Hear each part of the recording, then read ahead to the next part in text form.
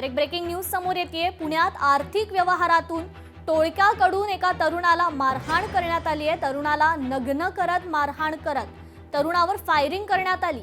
4 आरोपींवर मारहाणीचा गुन्हा दाखल झालेला आहे। पुण्यात ही धक्कादायक घटना घडलेली आहे। आर्थिक व्यवहारातून एका टोळक्याकडून तरुणाला मारहाण करण्यात आलेली आहे। या संदर्भात आपण अधिक अपडेट घेऊयात आपले प्रतिनिधी चंद्रशेखर भांगे यांच्याकडून। चंद्रशेखर, काय आहे हा संपूर्ण प्रकार? कृपा खरं तर पुण्यातील गोकुळ नगरच्या पाठीमागील एका प्रसिद्ध बँकेच्या ठिकाणी हा सगळा प्रकार आहे। हा जो 31 वर्षीय तरुण आहे तो गाड्या खरेदी विक्रीचा व्यवहार करतो आणि काही आर्थिक पैसे जे आहेत या आरोपी टोळक्यांकडे त्याचे देणे होते आणि या देण्यातूनच त्याला किडनॅप करण्यात आलं। त्यानंतर त्याला नग्न करून अक्षरशः मारहाण करण्यात आली। बांबूने आणि इतर साहित्याने त्याला मारहाण झाल्यानंतर त्याच्यावरती पिस्टलनं फायरिंग सुद्धा करण्यात आल्याची माहिती समोर येत आहे।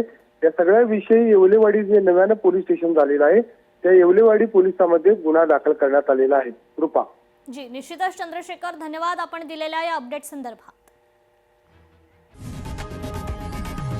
लोकशाही मराठी ऐका, पहा, जागरूक रहा।